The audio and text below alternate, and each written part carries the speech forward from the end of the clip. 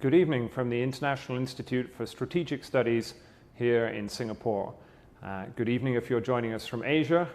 Good afternoon if you're joining us from Europe. Good morning if you've got up early enough to join us in North America.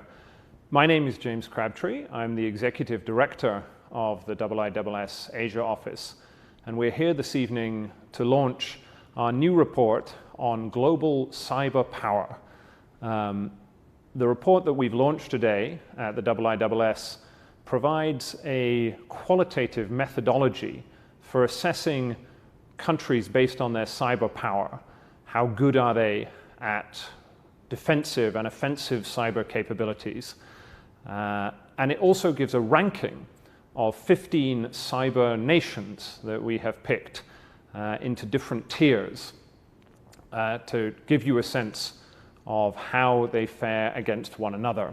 And so what we're going to do this evening, you can see the front cover of the report next to me, is we're going to discuss the report and its findings, some of which are quite surprising, with a panel of 3 experts who have contributed to the report, and then have a discussion and then take some questions. So let me introduce our participants for this evening. So sitting to my right here in the office is Dr. Greg Austin, who's a senior fellow at IISS in our Cyber, Space and Future Conflict program. Greg was one of the main co-authors of this report, but this has been a work with many hands. Greg was only one of the authors. There are a dozen other participants in this research program, and 2 more of them join us this evening. So if I turn to the television, first we have Dr. Gil Baram, who is a research fellow at the Blavatnik Cyber Research Center at Tel Aviv University, and she joins us this evening from Israel. And then Elena Noor, who is the Director of Political and Security Affairs at the Asia Society Policy Institute, and she joins us this morning from Washington, D.C. So welcome everybody, thank you very much for joining us. Let me just lay out what we're going to do in this event this evening. So we're going to run for 1 hour and 15 minutes.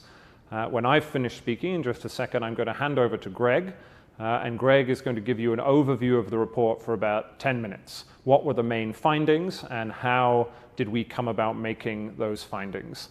Then I will hand over to our 2 respondents, to Elena and to Gil.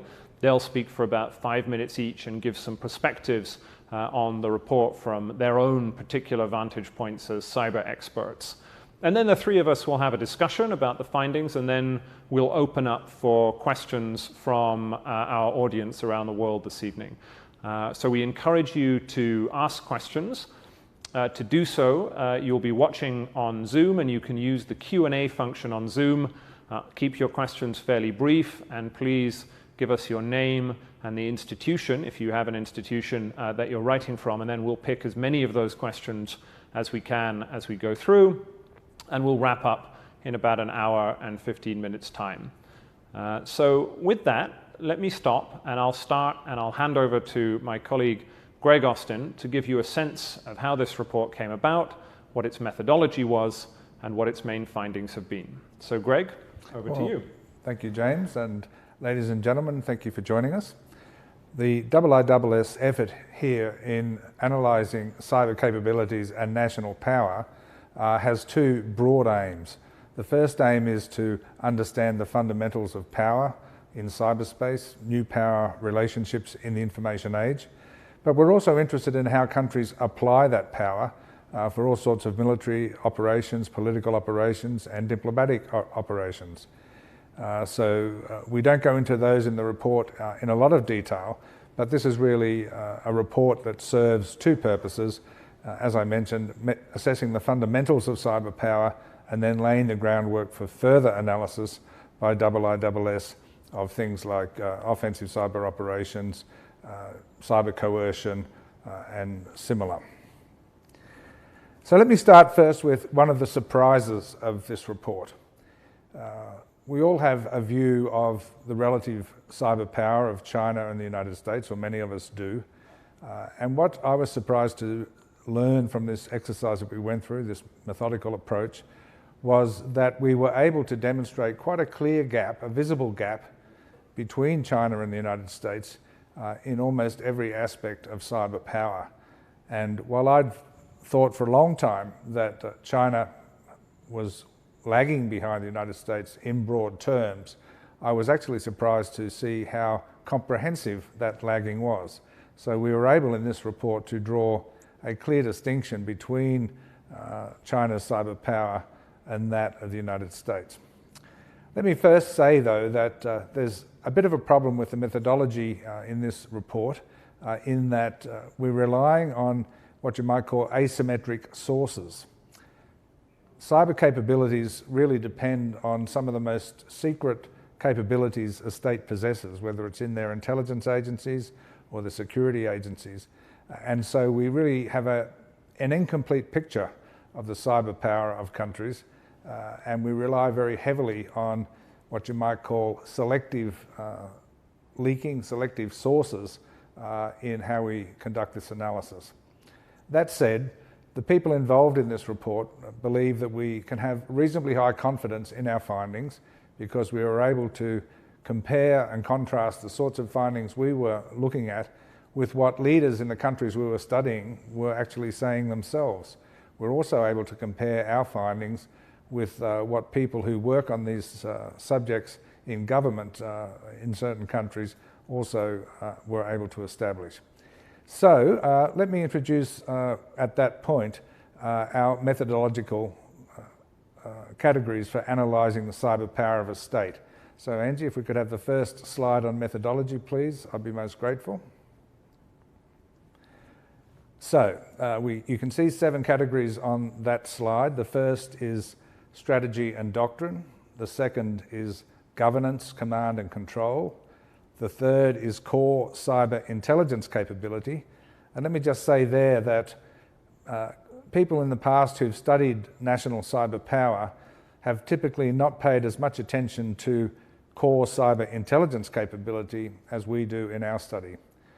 The fourth category is cyber empowerment and dependence, looking both at the degree to which a country has a degree of independence in its ICT supply system, what's the vibrancy of its digital economy.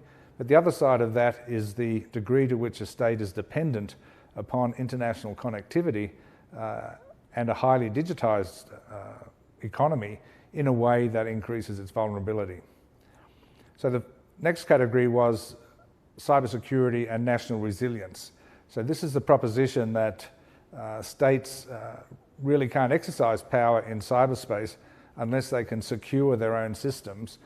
And while systems, of course, are always going to be attacked and some attacks will succeed, it's important for countries to have resilience arrangements in place. So cybersecurity and resilience are really two sides of the same coin. The next category was global leadership in cyberspace affairs. And while this may sound a little bit unrelated to cyber power, we were convinced at the start, and our work demonstrated the value of the proposition, that how a state acts diplomatically in cyberspace can actually reinforce what you might think about its inherent national cyber power. The final category we looked at was offensive cyber operations, and we believe that these are a fundamental indicator of a state's ability to exert power in cyberspace. So we're talking about exerting power in cyberspace. So that was our methodology. Angie, I wonder if we could now go to the slide which shows our findings, please. So on the slide you'll see 3 tiers. We decided to group the 15 countries that we studied into 3 tiers of cyber power. We decided that only one country satisfied the criteria for inclusion in Tier 1. So the criteria for inclusion in Tier 1 were world-leading strengths in all of those 7 categories of cyber power that we talked about. That's world-leading strengths in all 7 categories of cyber power, and we assessed that only the United States met that broad criterion. For the second tier of cyber power, we made an assessment that we could group together states which had world-leading strengths in several elements of cyber power. So that's world-leading strengths in several elements of cyber power, but not all, and perhaps weaknesses in some others. And you can see there that we've grouped together an interesting grab bag of countries almost. So perhaps China and Russia might be regarded as clearly second tier behind the United States. Some people would logically put the United Kingdom there as well. But not everybody would put countries like Australia, Israel, France and Canada in the same tier of cyber power as China and Russia. So we can explain that perhaps later, but that's where we ended up with tier 2. Our third tier of cyber power was for countries which had strengths or potential strengths in some categories, but significant weaknesses in others. So in that category of the 15 countries we studied, we placed India, Indonesia, Iran, Japan, Malaysia, North Korea and Vietnam. Now, you'll all appreciate that these countries are very different in the way they manifest cyber power. They're very different in the way they use cyber power. So the fact that they're all tiered together is not meant to be saying that they're similar in most aspects of cyber power. In fact, they're quite dissimilar in how they have collected the attributes of cyber power. So thank you, Angie, for that slide. So let's return to the surprises that we found in the report. The second big surprise for me was the absolute centrality of the digital economy as a determinant of national cyber power. Now, that might seem sort of obvious, but as we dug into the specifics of each country, we found that the science and technology underpinnings of the digital economy and the skills base and the quality of university education in each country actually spoke a lot to the cyber power of each country, because the university system and the digital economy flow into all of the other aspects of cyber power, whether it's your core intelligence cyber capability, whether it's your cybersecurity and national resilience, or whether it's your offensive cyber capability. And in another sort of interesting angle, even on the international stage, it's your level of appeal to other countries as an international partner, which you need to reinforce your own cybersecurity. You have to have that level of appeal and partnership that will attract other countries. So that's really another big surprise that we found about this study in cyber power. So apart from the fundamental strength of the digital economy, we looked to political leadership and political will. The report doesn't analyse this in depth in each chapter, each country study, but we regard it as fundamentally important, and we tried to capture it in a sort of brief historical overview of the way in which these countries had approached the development of cyber power. So political will, the system of political organisation is fundamentally important. The style and the quality of government are what delivers outcomes in cyberspace. And I think if we return to briefly to the comparison between the United States and China, and we look at the different style of government, the different systems of government, we can see inefficiencies in both, of course, but I think that it's our assessment that the governance, the command and control that we see in the direction of cyber policy in the United States, no matter how inadequate it looks as we see attack after attack succeeding, that style of governance and the level of organisation and efficiency in the United States system was superior to what we can see in China. So that's a very broad introduction to the report. It took us 2 years. We've analysed 15 countries. We selected those 15 countries on the basis of several criteria. We wanted a broad geographic representation. We wanted different levels of cyber capability. And of course, we wanted to pick off the main actors in different confrontations that we see in cyberspace. So that's how we arrived at the countries. We will now be going ahead with additional country studies. We've already completed 7 more, which will be published later this year. And by the time we finish our research on these country studies, we expect to have reached 40 in total. So look forward to working with colleagues on how we take those country studies forward and the sorts of conclusions we might find, and whether or not they reinforce the quality of this methodology or cause us to adjust it in some way. Let me stop there, James. Thank you. Thank you, Greg. Just before we go on to our respondents, let me ask you a couple of questions. So you touched on there why it is that we picked some countries and not others. There are some countries you might expect to be on that list. So we're here in Singapore, Germany, South Korea, some quite technologically advanced countries didn't make the list. So just say a little bit more about why these 15 and not some of the others. Well, thank you, James.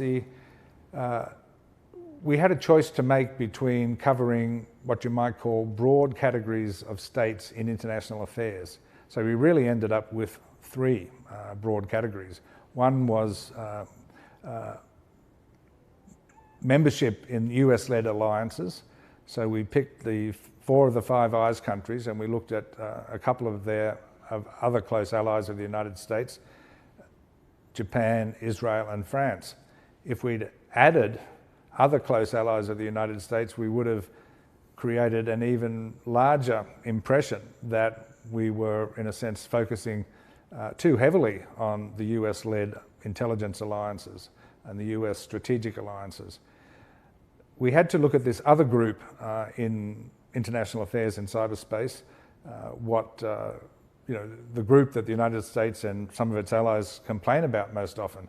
So Russia, China, Iran, and North Korea.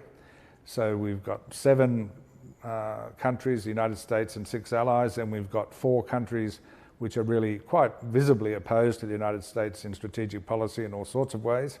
And then we decided we should pick 4 countries from the other side of the digital divide, if you like. Those countries which are less capable in cyberspace, which in a sense fall between the strategic blocks, if we can imagine the US alliance and those other countries as blocks.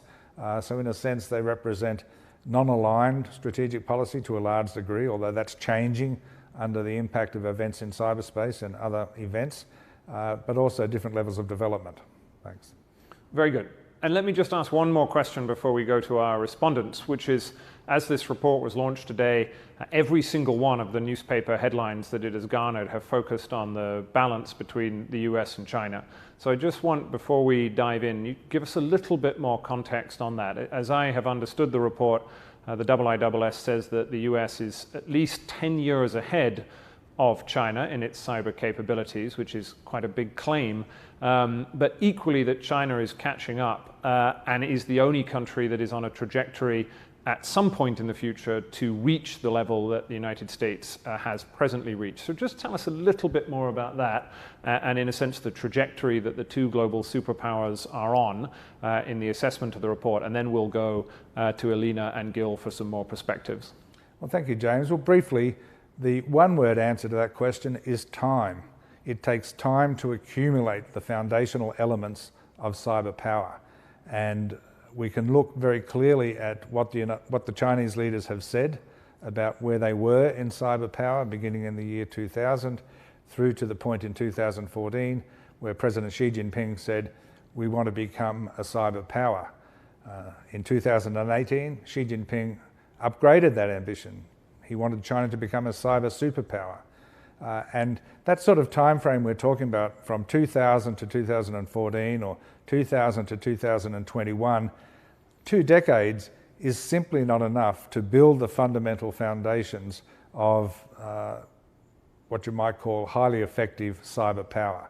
And if we compare the history of China with the history of the United States, we see that the United States has lived in relative peace and relative prosperity, domestically at least, for many decades, 7 or 8 decades, you might say, and whereas China has not had that luxury. So China's had to rebuild its industry or build its industry from scratch. It's had to reconstitute universities, and it's got a long way to go yet. And for the Chinese leaders to set their ambitions on a time frame like 2035 is entirely appropriate in our view. And so if you read closely what the Chinese leaders are saying about where they've come from and where they want to go and where they've arrived at now, I think we can appreciate their understanding that time matters and they haven't quite arrived at that end point of that progress yet to becoming a fully fledged cyber power of the sort that the United States clearly is. Thank you. Great. So let's turn over to our two respondents. So Gil, I'll come to you first in Tel Aviv. So you were one of the contributors from the report, but equally you're a cyber expert. So let me hand over to you and give us some of your perspectives on how we should judge cyber power and what it means. Gil, over to you. Thank you, James. So first, I just want to say that I found the report to be a tremendous value for understanding of national cyber capabilities. I think it presents an innovative methodology and provides both comprehensive view of countries' current position and also a brief look at possible future options that might come. And in that sense, I found it highly important one. So I would like to touch briefly on three related points, and maybe we can expand on this later. So my first point has to do with one of the criteria in the report, and specifically the category of core cyber intelligence capabilities. The role of intelligence agencies in cyber conflict has been receiving a growing amount of attention lately in both research and practice. Traditionally, intelligence agencies have been operating covertly. However, in recent years, we see that cyber intrusions between nation states are constantly on the rise. And so is the amount of information being publicized. This trend and the information that is being revealed may shed new light on the way these agencies work in this context. So, since this trend is bound to continue, it's essential to pay attention to the changing role and practices of intelligence agencies in cyber attacks and intrusions. And this report really breaks a new ground in identifying this as an important criteria and establish a baseline for future research and monitoring. My second point regards countries that served as a kind of a testing ground for other countries' offensive cyber capabilities, and how this may affect their motivation to develop their own defensive or offensive cyber capabilities. A few countries that weren't included in this report, like Estonia, Ukraine, Singapore, and Saudi Arabia, they all suffered major cyber attacks from other nation states, specifically from Russia and Iran. Estonia, for example, was hit with a major cyber attack in 2007, and today is a cyber defense leader within NATO and Europe, and is ranked 5th in the world according to the Global Cybersecurity Index of the ITU. Iran could be another example for that. Experts believe that the Stuxnet attack that hit Iran nuclear facilities in 2010 was a catalyst for its development and improvement of offensive cyber capabilities. So, suffering a major cyber attack may change the way countries perceive their cyber threat and give them incentives to invest in their own cyber capabilities. It may even become a predictor for future capabilities. And this is something I think might be really interesting to examine in future research. My third point concerns the ability of countries to steal and reuse nation-states' offensive cyber tools and vulnerabilities, and how this might affect their cyber capabilities and national power.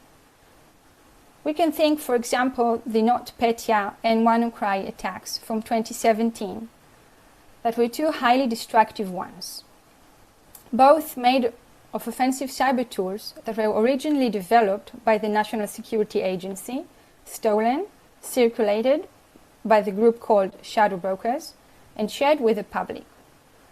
Reuse of stolen cyber tools may affect the distribution of international cyber power. Weaker states can use sophisticated malwares to cause global damage and possibly even use the stolen cyber weapons against their original designers. So countries that are less technologically advanced and less vulnerable to cyber attacks might find the reuse of stolen vulnerabilities appealing for their own offensive activities, and that in turn might affect the national cyber power. This too may be a component of national cyber power worth following. I will stop here to stay on the clock, and thank you. Thank you, Gil. Now let me turn from Israel to Washington, D.C., and turn over to Elena Noor from the Asia Society Policy Institute. So Elena, do you want to give us your response to the report in which you were also a contributor? Yes, thank you, James. Let me first commend the qualitative methodology and big picture view this report takes. By zooming out to cover the different categories that Greg talked about, the report, I think, manages to do two things at once: provide a common baseline assessment, while also highlighting the various priorities and perspectives of each country covered. And this is reflected, for example, in the greater immediate focus we see on the digital economy and e-government services by developing countries such as Malaysia, Indonesia, and Vietnam, compared to the strategic interests of more established and technologically advanced economies such as the Five Eyes Alliance. Now, 3 quick points from me as well. First, although this report confines itself to assessing the cyber capabilities of state actors, its coverage of countries' cyber-industrial complex does prompt the question of the role of the private sector in enhancing national power, along with its responsibility to international peace and security. The 2013 Snowden leaks revealed that the distinction between authoritarian and liberal democratic regimes may not be a purely clean and binary one after all, especially when it comes to the cooptation of private companies for cyber core intelligence activities. Additionally, we're now also seeing geopolitical rivalry play out in international standards setting bodies, governance frameworks, as well as through tit-for-tat efforts such as the United States Clean Network Initiative under the Trump administration and China's Global Data Security Initiative. This cleaving of the cyber domain and the industries and supply chains that anchor it is ironic given just how close and interdependent technology is supposed to make us, particularly if this contestation is one to be based on political ideology. It's especially discomforting for those countries in Southeast Asia that do not necessarily share the same threat perceptions or risk profiles as larger powers do, but are nonetheless increasingly cornered into choosing one vision of cyberspace over another. Second, as Spider-Man's grandfather, who may or may not have been a cyber guru, said, with great power comes great responsibility.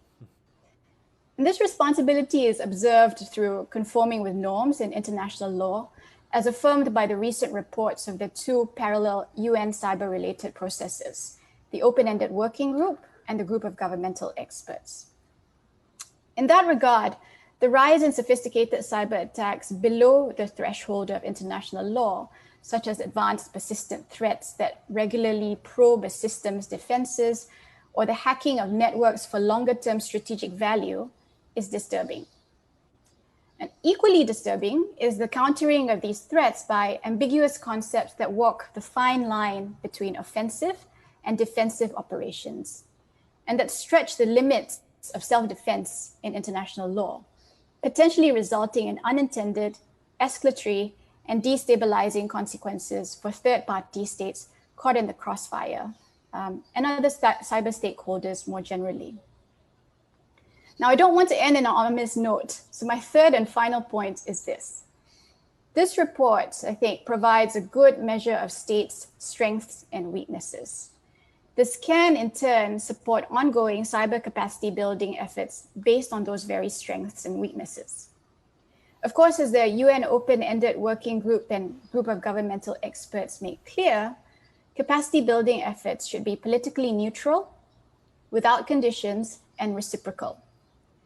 This report can add to the growing pool of resources on narrowing the technological divide, if indeed states aim to cooperate and collaborate more than they aim to divide and conquer in cyberspace.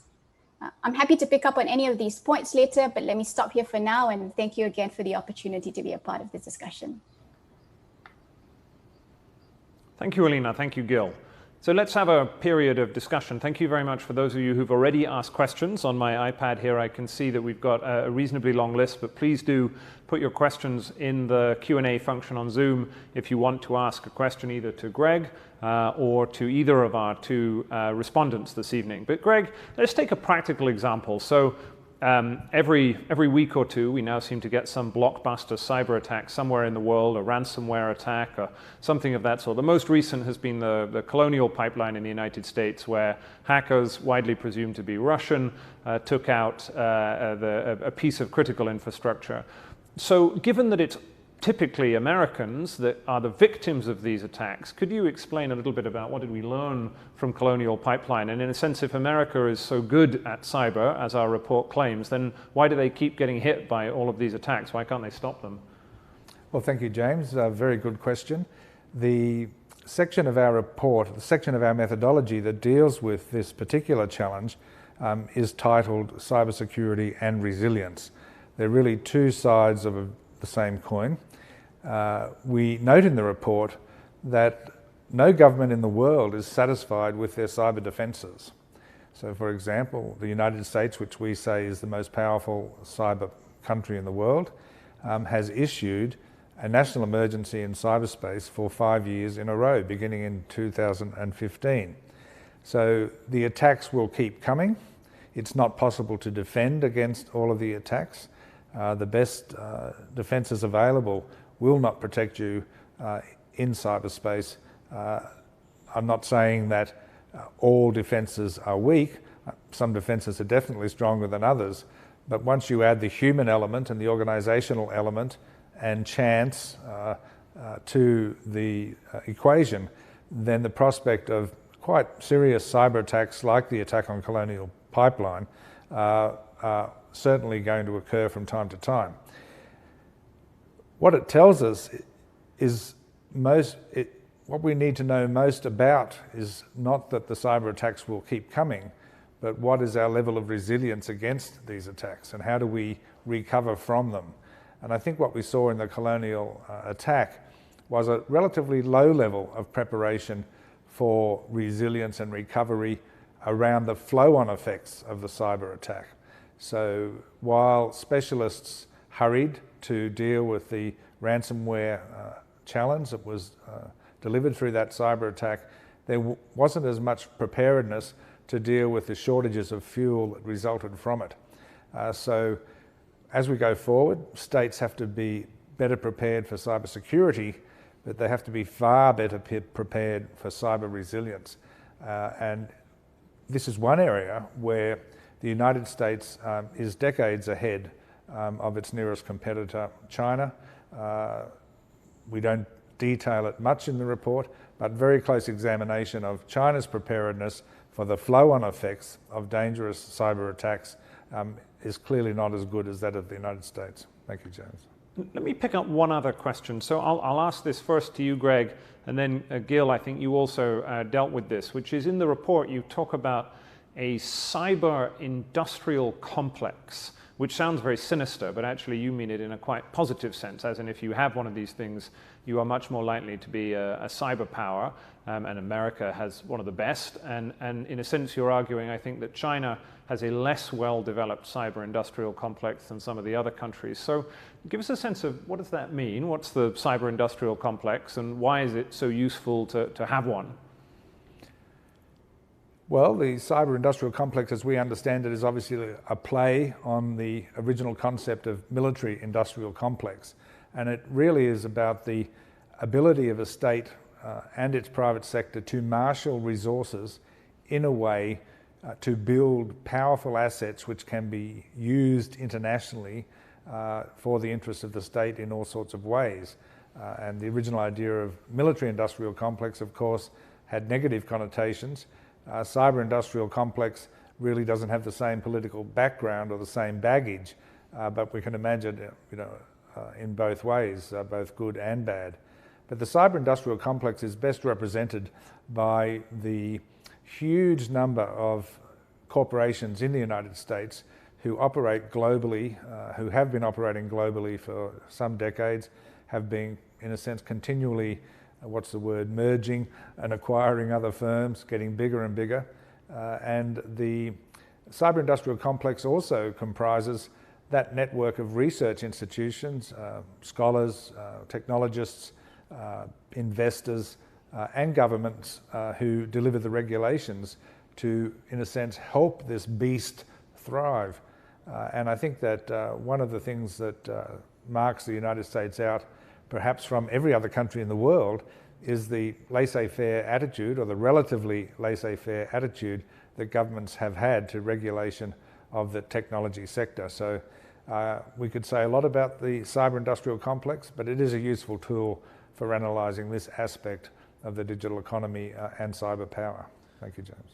So I'm trying to unpick here what it is at the core of this report. What is it that the United States and some of the wealthier industrial democracies have that makes them successful, and what is it that other countries are trying to do to catch up? So Gil, feel free to address this question of the cyber-industrial complex, but you also made the point about the integration of intelligence agencies and the changed role of intelligence agencies in this new cyber economy. As we've said, one of the oddities of cyber is it's all very secretive, and so intelligence agencies are the most secretive of these kind of agencies. But I think you have some thoughts on the changing role of intelligence agencies as part of this cyber-industrial complex. So Gil, over to you. Thank you, James. So I want to just touch upon the previous subject. I want to share maybe some thoughts from Israel. Here we talk about cyber ecosystem. That means that the government and the universities and the industry are working together and sharing knowledge, and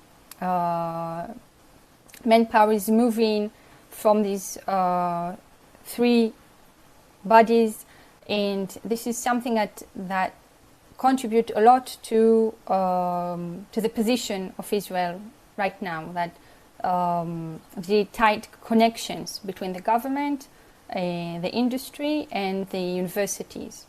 And regarding your question about intelligence agencies, I think what we're seeing in the past few years is that intelligence agencies, we see it especially in the US, are becoming more public. They need to, if the US, for example, wants to attribute a cyber intrusion or a cyber attack to another country, it needs to show evidence. And these kind of evidence are materials that the intelligence agencies have. And so we see much more public appearance of the intelligence agencies, much more than before. Thank you. Let me ask Elena, so a question for you. You mentioned this in the report. We talk about the balance of offensive and defensive cyber attacks. So are you the one doing the hacking, or are you the one being hacked? Could you just say a little bit more about that? I mean, the point being that those who are in Tier 1 and Tier 2, I presume, are good at both of these things. But in your initial remarks, you made a distinction between how countries consider the offensive and defensive and why you have to be good at both. Could you say a little bit more about that? Yeah, the first thing I'll say is that there are countries such as Australia, I believe, that openly admit to having offensive cyber capabilities. And these countries feel that it makes for a more transparent environment in cyberspace with the declaration of such offensive capabilities.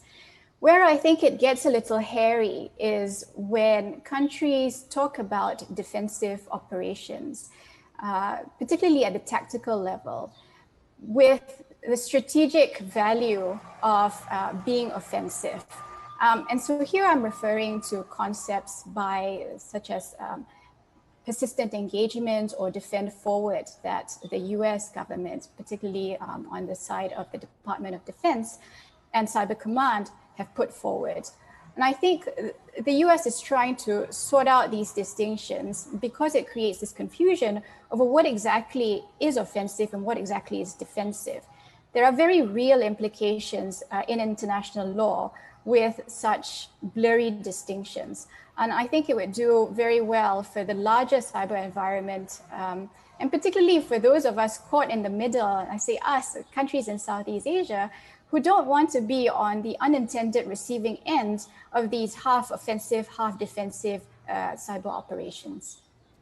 So just unpack that for a little. I'm going to come to Southeast Asia in just a second, first to you and then to Greg, but unpack that a little bit for the people watching who aren't experts. So you said cyber forward operations, and so I think what we mean by that is that if you want to be defensive, you've actually got to go and hack the hackers, right? So can you just explain what you mean by that? What is this blurring of offensive and defensive? Maybe give us a practical example of what we're talking about. Yeah, so some operations that have been made public as part of the US DoD's Defend Forward concept have been where the US has gone into other jurisdictions, usually with the consent of those states, to hack into networks that are resident in those jurisdictions. And usually, as I said, it's done with the collaboration of the host nation. But we don't know whether there have been other operations where there may have been intrusions into other jurisdictions' networks that may possibly not be as compliant with the US's request. And so I think there's this real concern over the intrusion of operations into particular states' networks without their consent or with some sort of reluctance on their part because of some other co-optation in other areas, be they economic or diplomatic. So that's what I'm happy to elaborate if you need more clarity.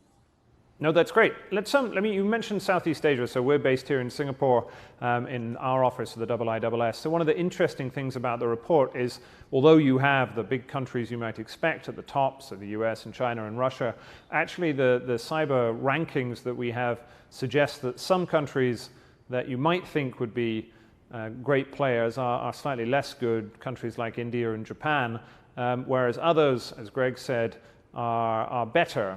Canada, Australia rank more highly than perhaps you might think from simple ranking of states geopolitically. But what about the countries in the ranking? We had Malaysia, Vietnam, countries like that. How did they fare in these rankings? Increasingly technologically sophisticated, poorer or middle income countries in somewhere like Southeast Asia. So say a little bit about that, and then I'll come back to Greg to talk more about China. There's a bit of a gap between aspiration and reality. And I think the reality is that although countries like Malaysia, Indonesia, and Vietnam covered in the report want to advance their technological capabilities primarily for the digital economy, the reality is that there is a lot of catching up to do. And it goes back to what Greg was saying about the foundational elements of building that cyber power. It goes back to education.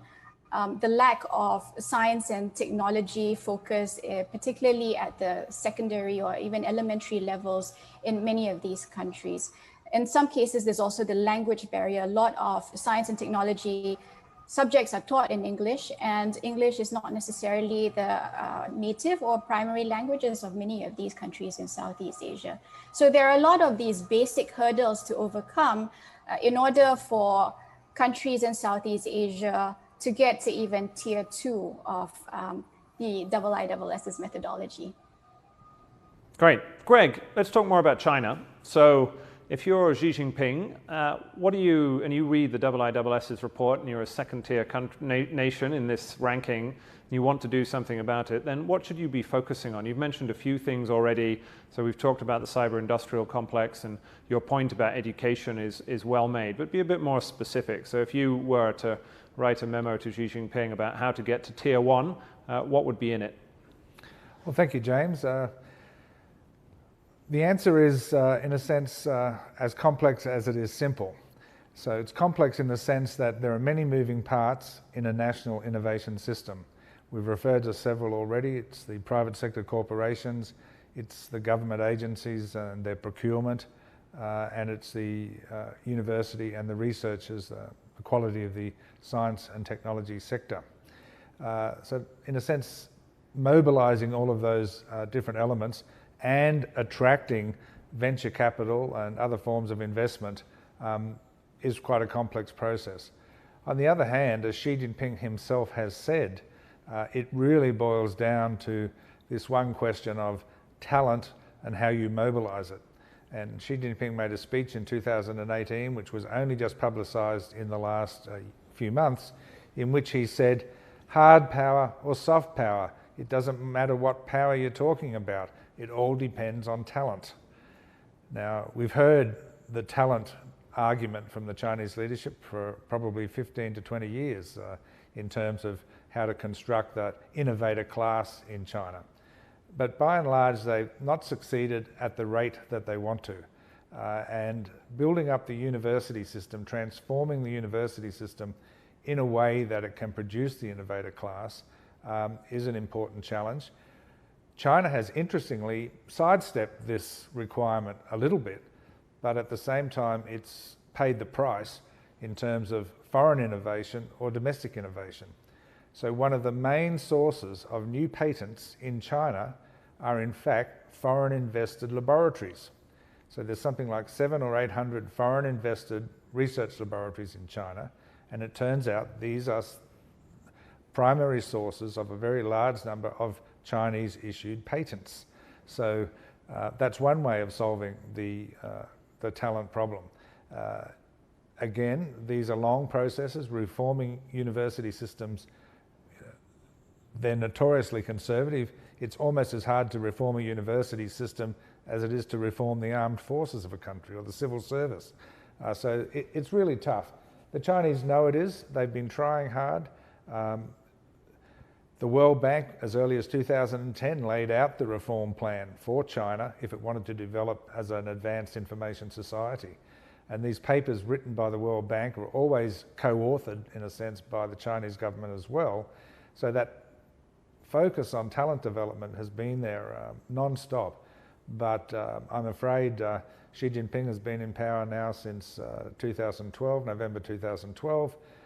He laid out a massive reform agenda within 1 year of becoming the General Secretary of the Chinese Communist Party, but really he hasn't been able to live up to that. And so that's what's required, is for the Chinese leaders to implement those very policies which they say themselves are essential, and to quicken the pace of that reform process and that modernisation process. Thank you, James. Great. Let's go over to some questions from the audience. I've got a whole list here. I'm going to try and rattle through as many as I can. Many of these are going to go to Greg, but I'll go back to Gil and Elena as we can do. And so I'll try and take a good smattering of different geographies. So Nitin Pai from the Takshashila Institution in Bangalore in India. So Nitin asks, it was interesting to see in the report the line that the US hacks networks, but Russia and China hack minds. So Greg, can you explain what you mean by that? And Nitin asks, does the Chinese strategy get to the heart of the matter? Is there something distinct about that approach to cyber power? Well, I think that it's fair to say that China and Russia have a longer history of what you might call information warfare as classically understood, psychological warfare, political warfare, whatever sort of term you want to use. The intelligence services in the Soviet Union lived and breathed this form of information warfare. I think it was as early as 1977, the Soviet Union set up its Ministry of Information, just like the George Orwell book 1984. China has a very long history of the manipulation of public information for political influencing, both domestically and abroad. Of course, it's gone up and down in different cycles. So in a sense, their system is more attuned to hacking the mind than perhaps the United States system.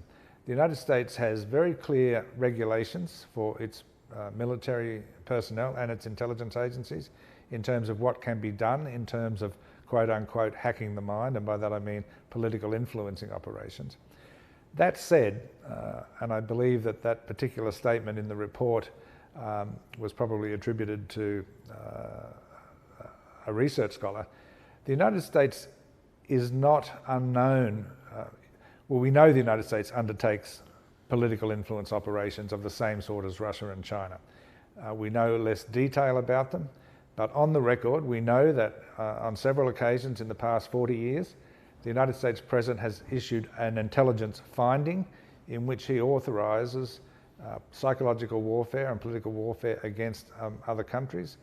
And in the more recent past, we have specific cases on the record where the President of the United States has ordered combined cyber and psychological operations against foreign countries. So on the one hand, China and Russia definitely have traditions that are different from the United States, but the United States does do it, although under different frameworks of law and in a sense under different historical organisational influences. Thank you. Let me take a question here from Benjamin Go. So Benjamin works for GovTech, which is one of the tech agencies, not a cyber agency per se, but the tech agency here in Singapore. And so Ben asks, are we seeing countries collaborate with one another in order to improve their cyber capabilities, so to try and move from tier 2 up to tier 1 or from tier 3 up to tier 2, or are they all competing against one another? So you've already mentioned the Five Eyes security network, Greg, but maybe in general, do countries share what they're up to with one another, or is this a very secretive area? And I might also ask Gil this question as well. So Greg. Sure. Of course, countries are trying to collaborate with each other more to address a vast range of problems in cyberspace, especially to do with the security of systems, but also broader issues of national security. And we've seen that in Asia especially, with India getting much closer towards the United States. Japan, Australia and the United States signed an agreement, or at least published an agreement on better cooperation in cyberspace to enhance security. But there is an obstacle, and the obstacle is trust. So the Japanese government, for example, has made pretty plain that it would be very keen to join the Five Eyes Intelligence Alliance. That's probably never going to happen because of the historic foundations of trust and information sharing that exist in the Five Eyes Intelligence Alliance.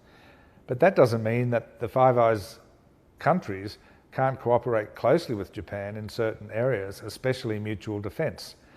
So I have a piece coming out in Nikkei tomorrow which talks about the benefit to Japan of closer collaboration with the United States for defence against possible attacks in connection with the Tokyo Olympics. Let me stop there, James. Thank you. Let's ask a couple of well, actually, I said I'd ask Gil if you also had any thoughts on cooperation and collaboration. Gil? Yeah, thank you, James. I completely agree with Greg. I just wanted to further mention the recent collaboration between Iran and Russia and China, that this side of the map is collaborating too. Okay, let's ask a couple of specific country questions. So from Taipei, Tim Culpen, who's a columnist for Bloomberg View. So Tim asks, a few states do surprisingly well in some cyber rankings, and he talks about Malaysia being amongst them. And I think in this respect, he's probably thinking slightly less about our report and the quantitative report, which was put out by the International Telecoms Union, which put Malaysia as a top-tier cyber power. So, Elena, this sounds like one for you. So, what are a few reasons that in some of these rankings, a country like Malaysia does relatively well, and in others like ours, it's one of the tier 3 nations?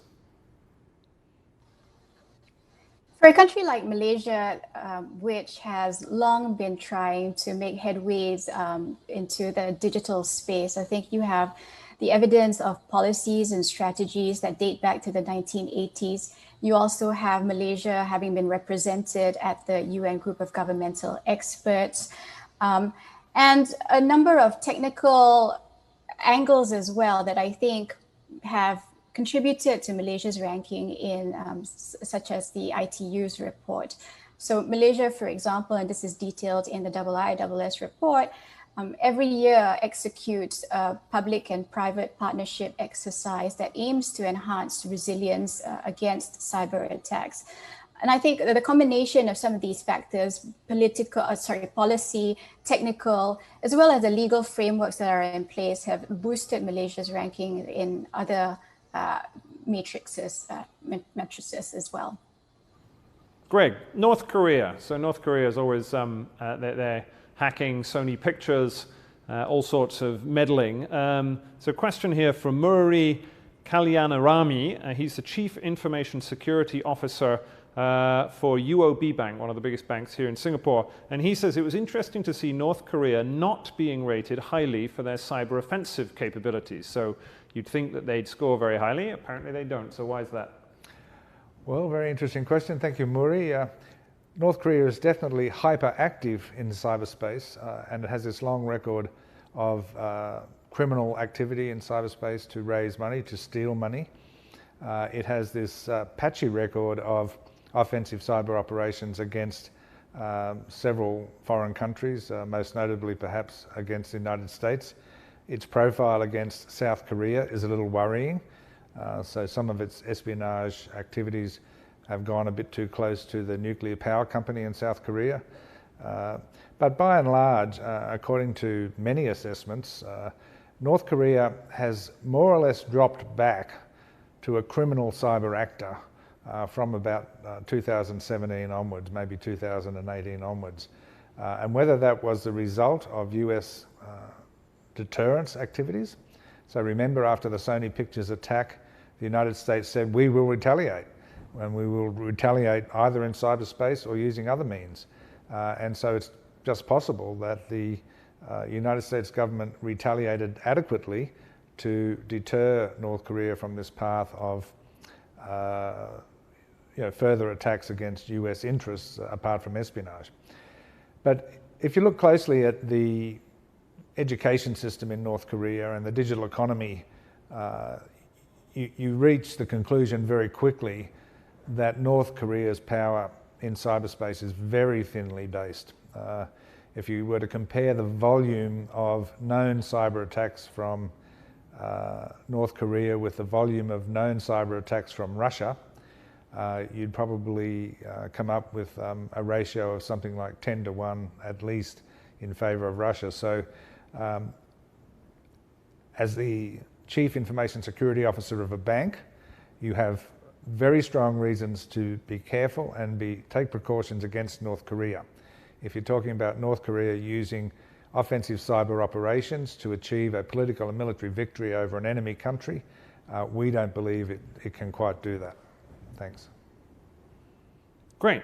Let me ask a couple of questions about resources. And Greg, I'm going to go to you again for this. So Antoine Laviscu, who's one of our colleagues here at IISS. So Antoine asks, does the report offer any help to policymakers facing the choice to allocate additional resources, as in, which of these 7 categories should you be trying to spend your money on? And I had a related question from Randy Lieberman, who's the Chief Executive Officer of HOT, and he says, thinking about a world of great power competition between the US and China, to what extent does this report offer a wake-up call for the US to be spending more money on cyber to, I presume, maintain its advantage, given that's what the report says?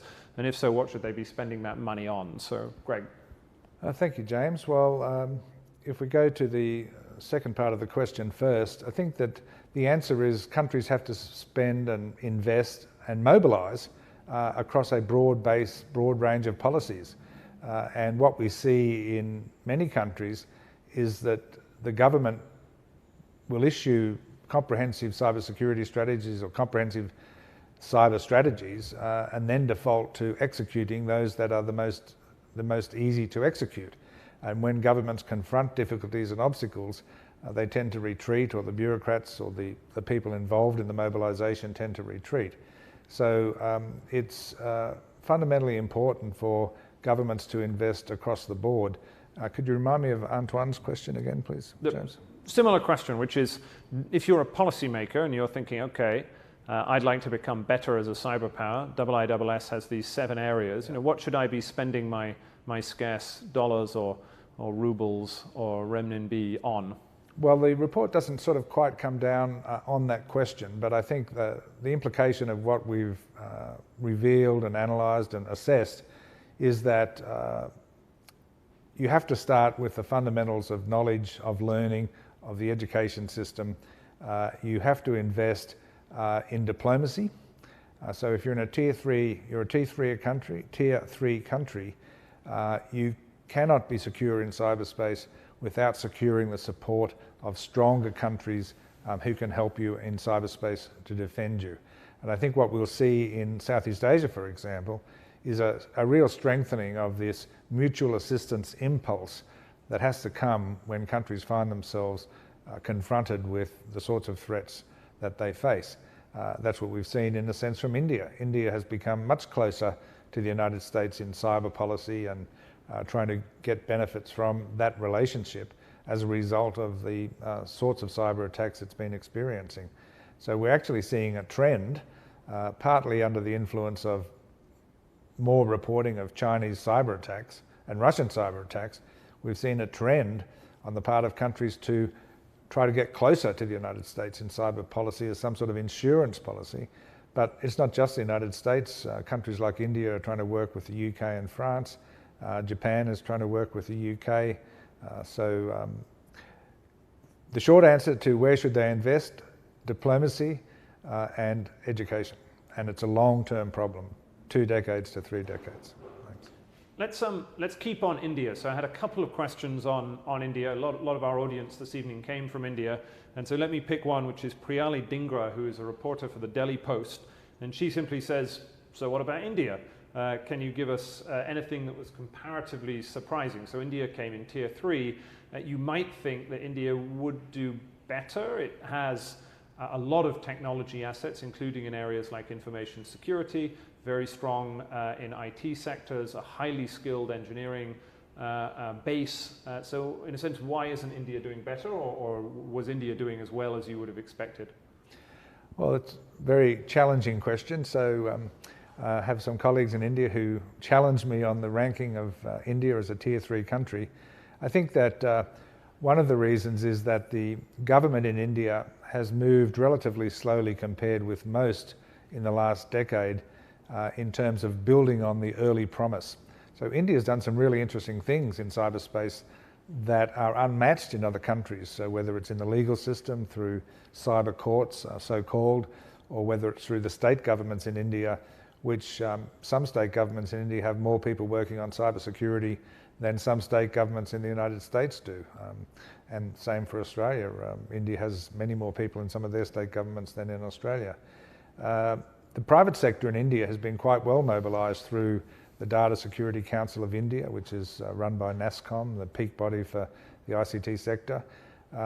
So the government, in a sense, tardiness in really delivering strong policy direction, strong investment, hasn't really quite matched the very visible potential of India as a scientific and technological power, which, you know, it's got nuclear weapons, it's got missiles, it really is a scientific and technical power, but it really doesn't match that sort of capability.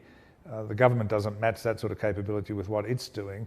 So I think that India doesn't quite make tier 2. Another reason is that we don't have a lot of information on India's intelligence organisations.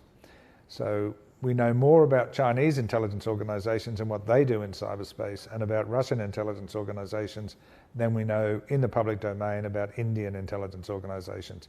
So we may be missing the big picture. It will be good to know if we are. So we do acknowledge the sort of the paucity of information in this particular case. Thank you, James.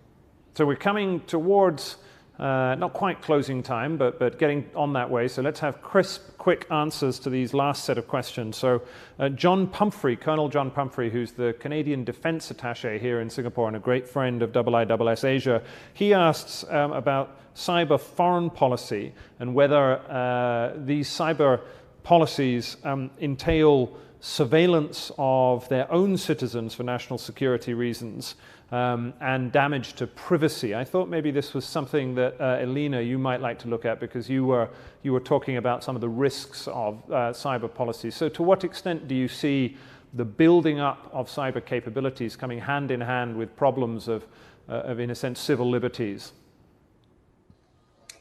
Yeah, in the US, for example, as people may know, the US government is prohibited from spying on its own nationals.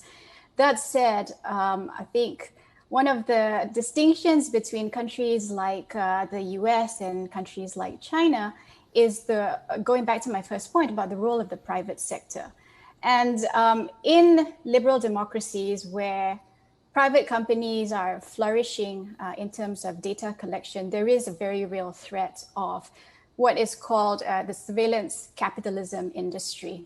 So we give up our information willingly, but private companies also take advantage of the information that we give up to expand their surveillance capabilities. And many of these private companies work very closely with intelligence agencies like the NSA. And so there is, going back to my point about this blurring of distinctions between what is public and what is private and how much intelligence is collected, one can make the argument that really the surveillance risk is almost equal in liberal democracies as it is in authoritarian regimes. I know that's a bit contrarian and there may be some pushback, but I will stick to that position. Let me take a question from Odette Mayer, who describes himself here as a private investor. It says, can the panel elaborate on the contribution of free enterprise to relative strength in cyberspace? And so, Gil, I wondered if I could ask you that. It's an interesting question. Greg's already mentioned the fact that one of the strengths of the United States and countries like Israel, where you're based, is the private sector, the cybersecurity agencies. But typically, policymakers tend to think, well, you can just spend a lot of state money in this area and get better. That's maybe what the Chinese have been doing. So can you give us a perspective on how important the private sector is in assessing cyber power?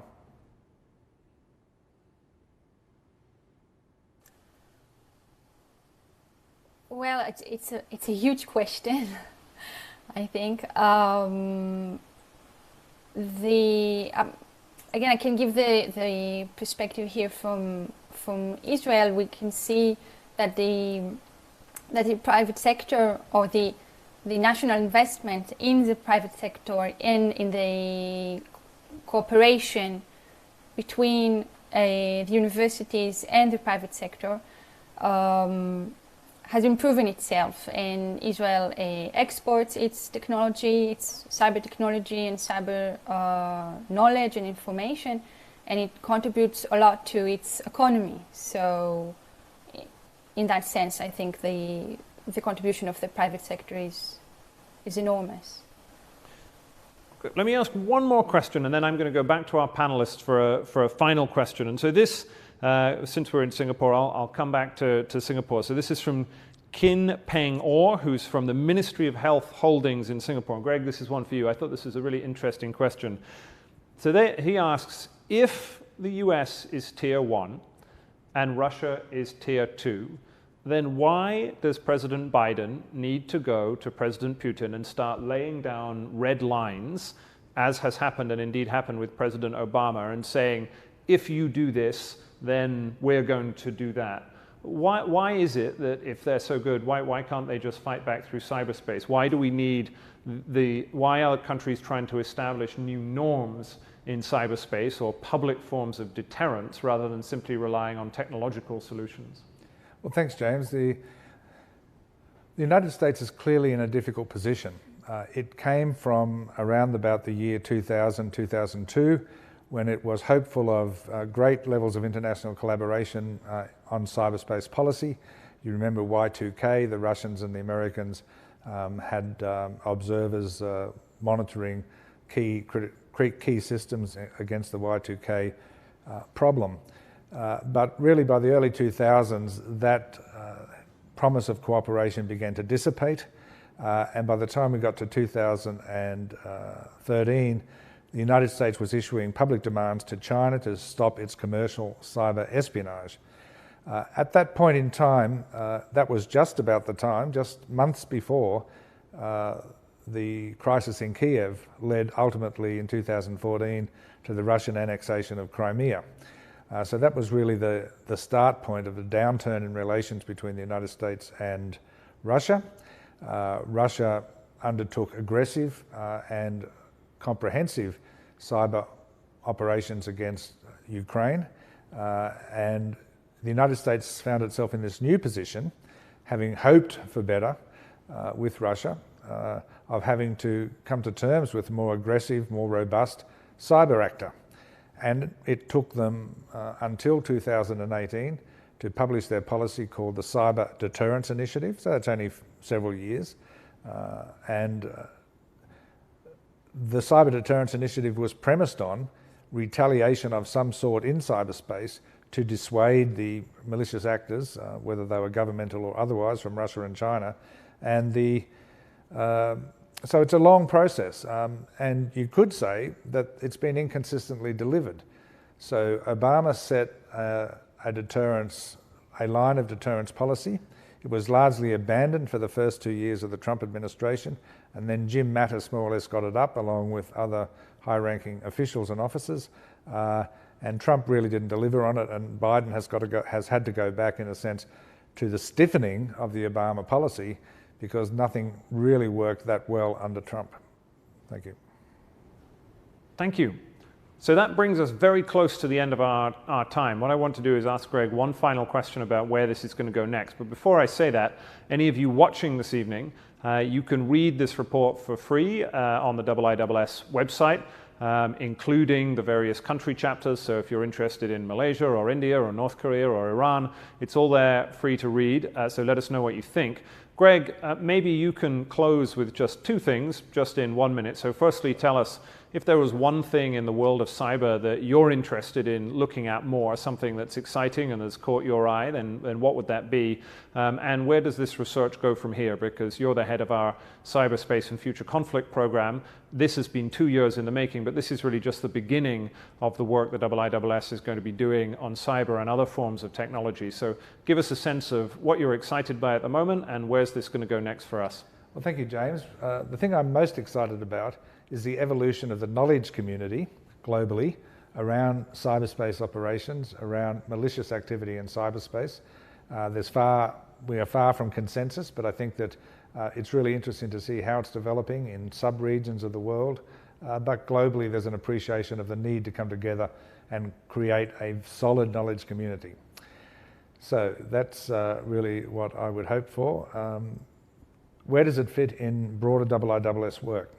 I mentioned at the start that we're interested in studying cyber power for its own sake, but we really want to relate it to the use of cyber power in war, in future conflict, in situations short of war, and in support of diplomacy.